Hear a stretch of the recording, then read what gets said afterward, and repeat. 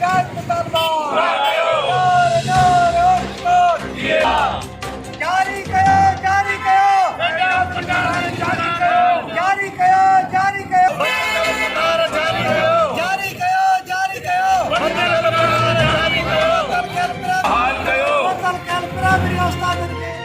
दोस्तनि जा जेको मौक़िफ़ आहे इहो यकी काफ़ी ॾींहंनि खां वठी हिकिड़ो पंहिंजो हले थो एहतजाज बि ऐं मां सम्झां थो त हिकिड़ो जाइज़ ॻाल्हि आहे। हिन महिल असां चऊं असांजी पैगम्बरी पेशो आहे मौलम उस्ताद,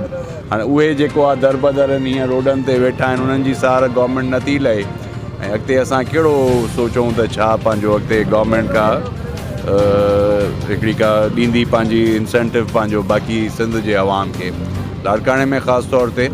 जेका हे थी रही आहे हिकिड़ी पंहिंजो विक्टिमाइज़ेशन थी रही आहे,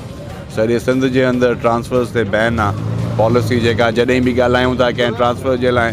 मिनिस्टर साहिब सां या सेक्रेटरी साहिब सां त असांखे चए थो बैन आहे। हाणे हिते इहे ट्रांसफर्स थिया आहिनि, सस्पेंशन जेके थिया आहिनि उन जो बि जेका असांजो दोस्त ॿुधाइनि था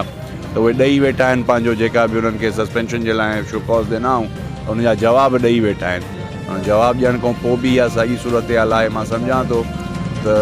पंहिंजो बिलावल ज़दाई साहिब जी ज़िम्मेवारी आहे, उहो पाण हिन तक तो MNA आहे, पीपल्स पार्टी जो चेयरमैन आहे, उन खां पोइ गवर्नमेंट उन्हनि जी आहे, उन्हनि जा ई माण्हू आहिनि, उन्हनि जा ई जेका आहे सो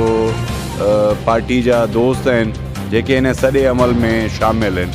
ऐं हे माफ़ियाज़ तौर ते रन कनि था। जे ईअं ई सूरत हाल हली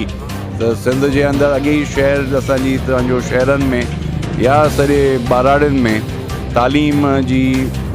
तबाहकारी जा ज़िम्मेवार त मां सम्झां थो हाणे असां पाण थियूं था, गवर्नमेंट थिए थी। हाणे अॻे असां उस्तादनि खे चऊं था त भाउ तव्हां कमु नथा कयो, हाणे जेके उस्ताद कमु करणु चाहिनि था उन्हनि सां बि जे इहा ई सूरत हाल हलंदी त पोइ केरु कमु कंदो। त इहा मां वरी बि पंहिंजो सिंध गवर्नमेंट खे हिन शइ जो असां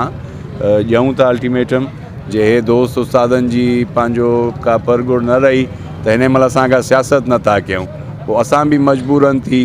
दोस्तनि खे असांजे बि पंहिंजो शहर आहे, असांजे बि बचनि जी तालीम आहे, सॼी जेका आहे सो शहर जो अवाम में हिकिड़ी हिन महिल हिकिड़ी मायूसी आहे, हिकिड़ो तशवीश जी लहर आहे त भाई स्कूल जे अंदरि जेको सॼो मामिलो हले थो त गवर्नमेंट हिन शइ खे हल करे, न त असांखे बि मजबूर थी हिकिड़ो